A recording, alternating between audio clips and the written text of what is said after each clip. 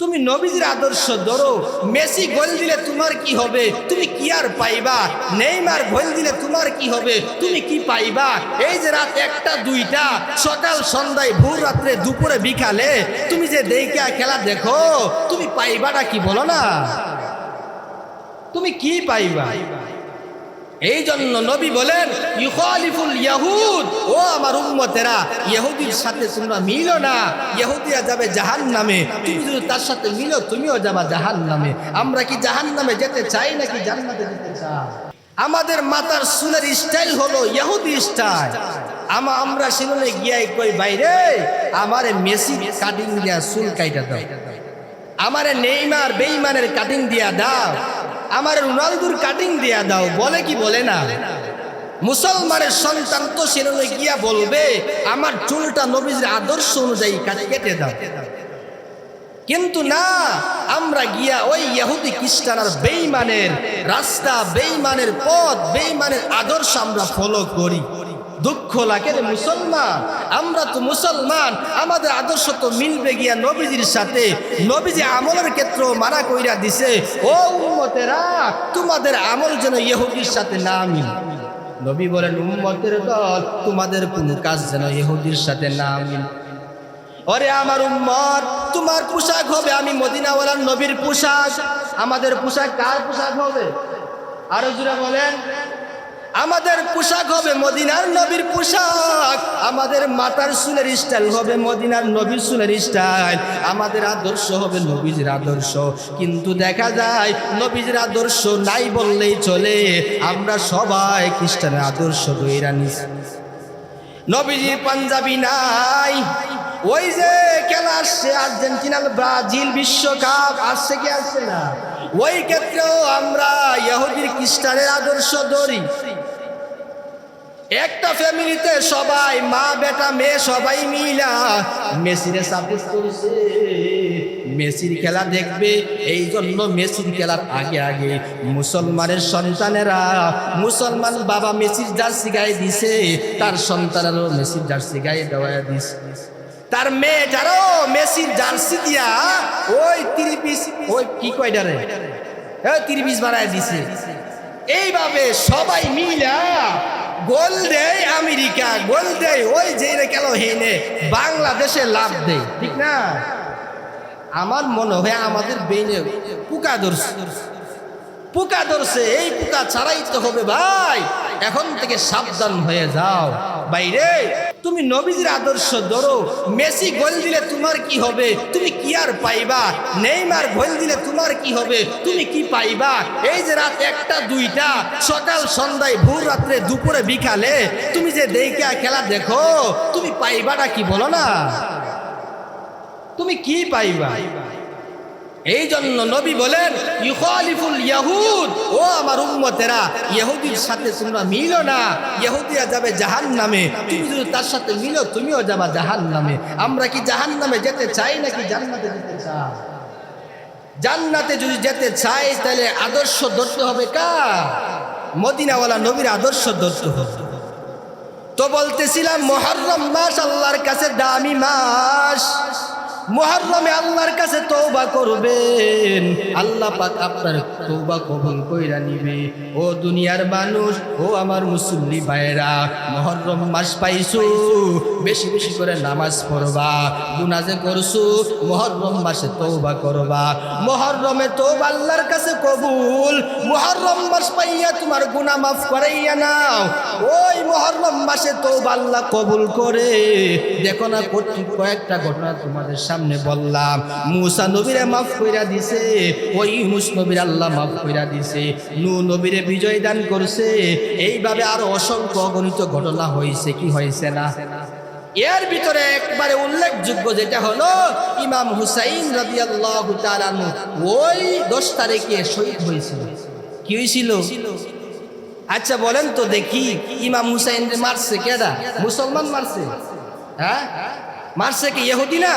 তাহলে আপনি ওই যে নবীজি, নবীগুলোর সম্রাট, নবীজির কলিজার টুকরা নাতিনকে মারছে ইহুদি, আর তুমি ইহুদিরে সাপোর্ট করো?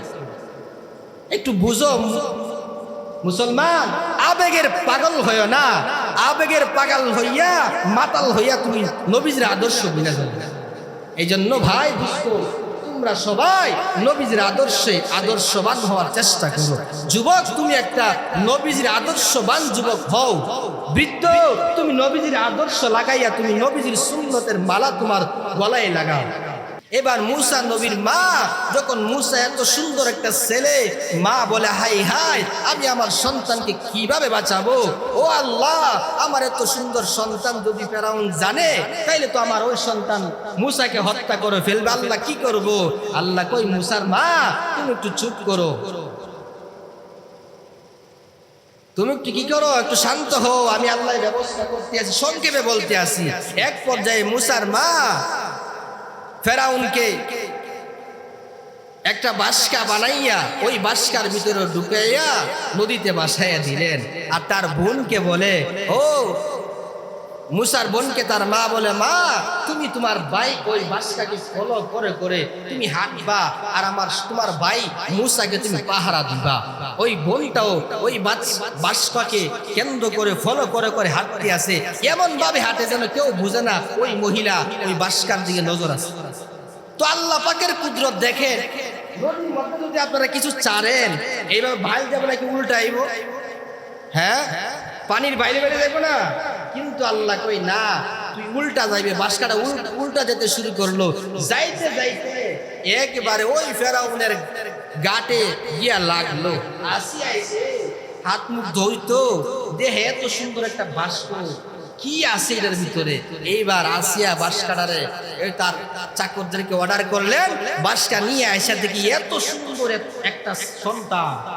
ফেরাউনকে ডাকাই আনলেন, ও আমার স্বামী, দেহ না এত সুন্দর ছেলে।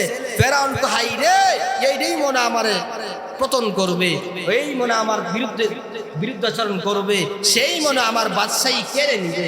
আরে কয় না, শুধু মানুষ দেহ না, কি অবশ্যই সুন্দর শিশু না, এরকম হইব না।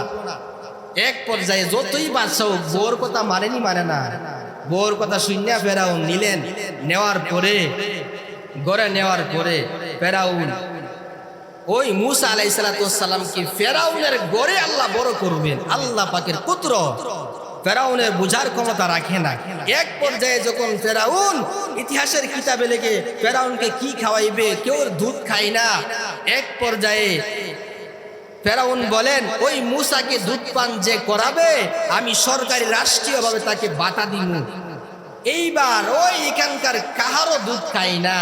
এবার মুসা, ওই যে মুসার বোন মুসাকে ফলো করে যাচ্ছিল, ওই মেয়েটা গিয়া অছিনা ভাবে গিয়া কই, বাদশা মহোদয়, আমার মনে হয় ওই বনি ইসরাইলের একজন মহিলা আছে, তার স্তনের দুধ ফেরাউন মুসা নবী খাইতে পারে। মুসা, ও তুমি জানলা কিভাবে? তাইলে সে মনে মুসার মা কো না, আল্লাহ ওই মেয়েটার মাথায় বুদ্ধি দিয়া দিলে। আল্লাহ বুদ্ধি দেওয়ার পরে ওই মেয়েটা বুদ্ধি কাটায় কই, বাদশা ওই বনি ইসরাইলের যুগের ওই মহিলার স্তনের দুধ এত মিষ্টি, মানুষ ওই মহিলার স্তনের দুধ নিয়ে খাওয়ায়, আপনিও দেখতে পারেন। আল্লাহ পাকের কুদরত। এইবার ফেরাউন কই, যাও তারে নিয়ে আসো। আসার পরে মা দুধ পান করাইতেছে, মুসার মায়ের দুধ মুসাই খাইতেছে, কিন্তু ফেরাউন বুঝার ক্ষমতা রাখে না।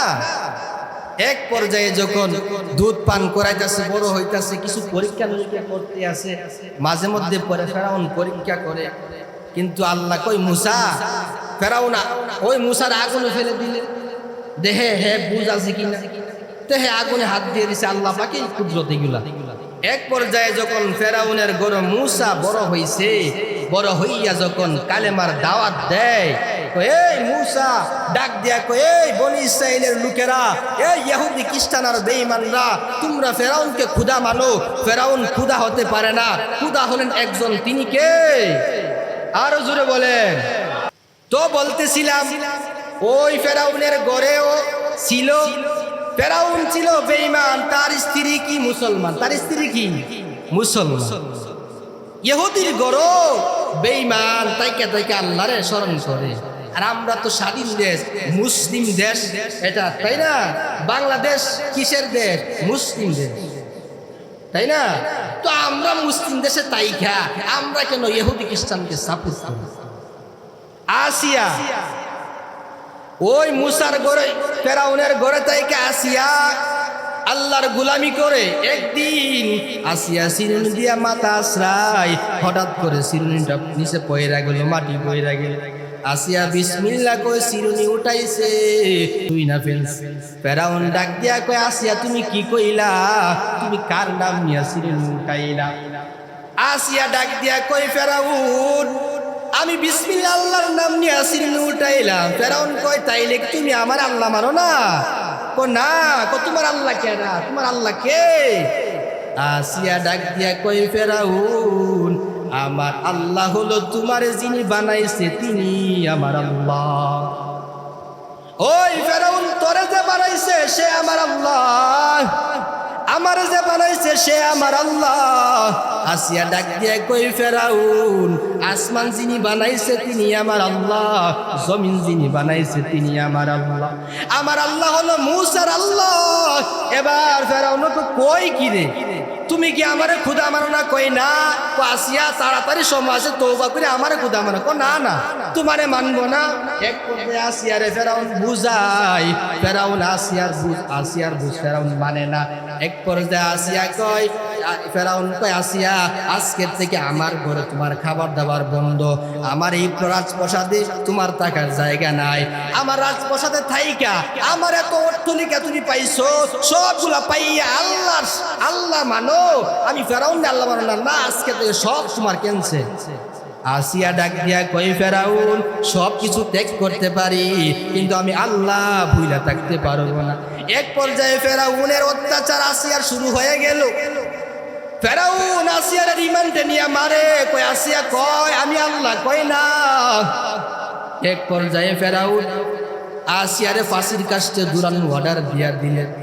আসিয়া যখন ফাঁসির কাস্টে ঝুলবে, এইবার আসিয়া ডাক দিয়া কই, আল্লাহ আমি এত অট্টলিকা পাইলাম, আমি একটা বাদশার স্ত্রী হইলাম, এত অট্টলিকা শান্তি আরামায়েশ পাইয়া ও আল্লাহ আমি এই দুনিয়ার লোভে পইরা আমি ফেরাউনকে খুদা মানি নাই, আমি মানি তোমার আল্লাহ। ও আল্লাহ আমি তোমারে ভুলি নাই।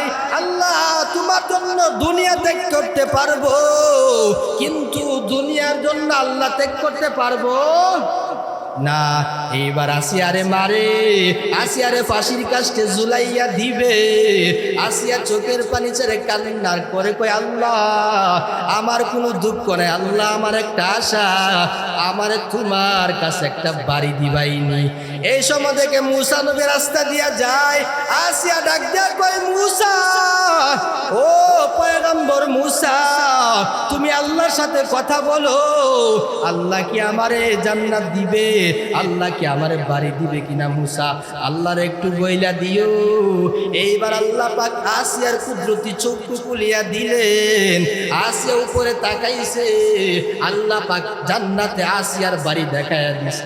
আল্লাহ কই, আসিয়া রে আমার জন্য যেই ত্যাগ তুমি স্বীকার করলা, আমি আল্লাহর পাশে তোমার ঘর আমি আল্লাহ বানায়া রাখলাম। এত সুন্দর ঘর দেখে আসিয়া এত আনন্দ খুশি হাসি দিছে। ফেরাউন ডাক দিয়া কই, এবার আসিয়া বুঝছে, যাক এবার মনে আমার খুদা মানলাম। এবার আসিয়া ডাক দিয়া কই, ফেরাউন না তোরে মানি না। ফেরাউন ডাক দিয়া কই, আসিয়া তুমি হাসলা কি এর জন্য, আমার খুদা মানবা? কই না তোমারে মানবো না। কই তাহলে হাসলা? কই তাড়াতাড়ি আমার ফাঁসি দে। ফেরাউন কই, কি রে কি ক, মানুষ ফাঁসির কাছ থেকে সহজে ঝুলতে চায়? হ্যাঁ।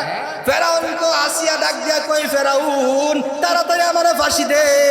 এই ঘটনা দেখার পরে এই কিতাবের মধ্যে লেখা হয়, এই রকম সুন্দর ঘটনা দেইকা ফেরাউন আসিয়া ও ফাঁসির কাছে ঝুলার জন্য তাড়াতাড়ি করতে আসে। আসিয়া কই, ফেরাউন রে আর দেরি করিস না, তাড়াতাড়ি আমার ফাঁসি দিয়া দে। কিতাবের মধ্যে লেখা হয় এই ঘটনা দেখার পরে অনেক ইহুদি সাথে সাথে কালেমা পয়রা মুসলমান হয়ে গেছে। আসিয়ারে ফাঁসির কাছে ঝুলাইয়া দিবে, আসিয়া জান্নাত যাবে, আল্লাহর বাড়ি যাবে। এই জন্য আসিয়া কই ফেরাউন তাড়াতাড়ি কর, আমারে ফাঁসির কাছে ঝুলাইয়া দে। ওরে মুসলমান ইমানদার, তুমি আর আমি তো সুন্দর ইমান পাইলাম, আমাদের মধ্যে কোনো অত্যাচার নাই, নির্যাতন নাই, আল্লাহর সব নিয়ামত আমাদের জন্য বিরাজমান, আমরা সব নিয়ামত আমরা ভোগ করতে আসি। এত ভোগ করার পরে আরামে তাই আল্লাহর আইন লঙ্ঘন করতে আসি। নবী কই উম্মত, ইহুদিদের বিরোধিতা তোমরা করো, ইহুদিদের আদর্শ গ্রহণ কইরো না। সব কিছু আরামে তাই কেউ আমরা ইহুদিদের সাথে মিলি না। ভাই বুঝো বুঝো, ও যুবক মুসলমান, আমার কলিজার টুকরা যুবক ভাই, তোমাদের পাও দইরা বলি, তোমরা আর কিভাবে বুঝাইলে বুঝবা বলো না। নবীজির আদর্শ চাইরা যদি অন্যর আদর্শ ধরো, মরতে দেরি, জাহান্নামে যেতে দেরি নাই। এই জন্য আচ্ছা বলেন, মেসি কি জান্নাতি নাকি জাহান্নামী? আপনারা সবাই বলেন। নেইমার তাহলে রোনাল্ডো বড় জান্নাতুল ফেরদাউসের মেহমান নানি? হ্যাঁ, তাইলে ওরা জানি ওরা জাহান্নামী, ওরা বেঈমান, ওরা আমাদের দুশমন। মেসি আমাদেরকে ঘৃণা করে আর আমরা মুসলমান তারে ভালোবাসি। নেইমার আমাদেরকে ঘৃণা করে আর আমরা তাকে ভালোবাসি। রোনালদো আমাদেরকে ঘৃণা করে, তার দেশের সব ইহুদি খ্রিস্টানরা মুসলমানদেরকে ঘৃণা করে। কি করে? আর আমরা ইহুদিদেরকে ভালোবাসি। বুঝলাম না মানুষ কিভাবে কেমন আবেগের পাগল হয়েছে। এই জন্য আল্লাহ তাআলার কাছে আমরা সবাই মিলে তওবা করি। যুবক ভাই, মুরব্বী বাবা যারা আছেন, আপনাদের সন্তানদেরকে অন্তত নবীজির আদর্শে আদর্শবান বানানোর চেষ্টা করবেন ইনশাআল্লাহ। তো বলতেছিলাম আল্লাহর মাস মুহররম, মুহররমের ফজিলত অনেক। মুহররম রোজা রাখলে 1 বছরের গুনাহ মাফ। কি মাফ? এই জন্য আমরা সকলেই বেশি বেশি মুহররম মাসে তওবা করব। কি করব? ইনশাআল্লাহ বলেন ইনশাআল্লাহ। আমরা সকলেই তওবা করব, মুহররমে রোজা রাখবো, মুহররম মাসে আমাদের সকলের গুনাহ আল্লাহর থেকে মাফ করাবো ইনশাআল্লাহ বলেন ইনশাআল্লাহ। যে আলোচনাগুলো করলাম, আল্লাহ তাআলা আমাদের সবাইকে আমল করার তৌফিক দান করুন। কেউ রাগ করবেন না ভাই, মহব্বত করি বিদায় কথা বলি, রাগ নিয়ে কার সাথে কোনো কথা বলি না। আল্লাহ তাআলা আমাদের সবাইকে সহি বুঝ দান করুন, বলে আমিন।